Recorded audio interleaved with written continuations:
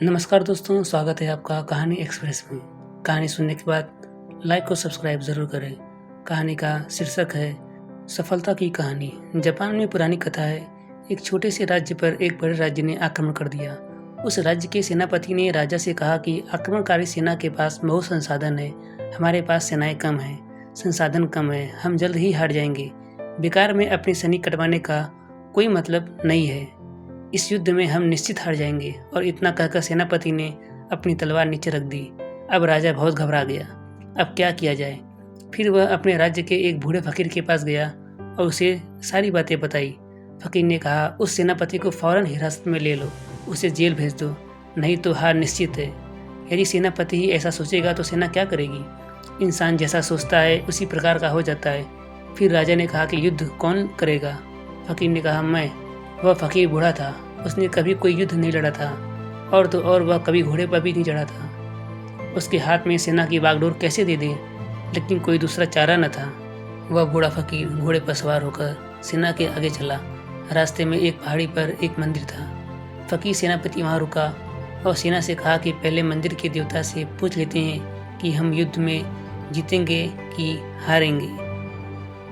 सेना हैरान होकर पूछने लगी कि देवता कैसे बताएंगे, और बताएंगे भी तो हम उनकी भाषा कैसे समझेंगे? बूढ़ा फकीर बोला, ठहरो, मैंने आजीवन देवताओं से संवाद किया है, मैं कोई न कोई हल जरूर निकाल लूंगा। फिर फकीर अकेले ही पहाड़ी पर चढ़ा और कुछ देर बाद वापस लौट आया।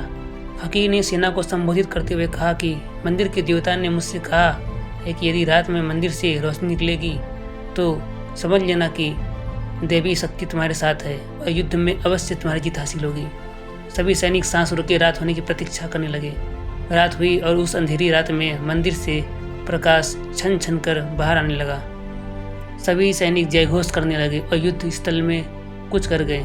21 दिन तक घनघोर युद्ध हुआ। फिर सेना विजयी होकर लौटी। रास्ते में वह मंदिर पड़ता था। जब मंदिर पास आया तो सेनाएं उस बूढ़े फकीर से बोली कि चलकर उस देवता को धन्यवाद दिया जाए जिनके आशीर्वाद से यह असंभव सा युद्ध हमने जीता है। सेनापति बोला, कोई जरूरत नहीं है। सेना बोली, बड़े कृतज्ञ मालूम पड़ते हैं आप, जिनके प्रताप से आशीर्वाद से हमने इस भयंकर युद्ध को जीता। उस देवता को धन्यवाद भी देना आपको मुनासिब नहीं लगता।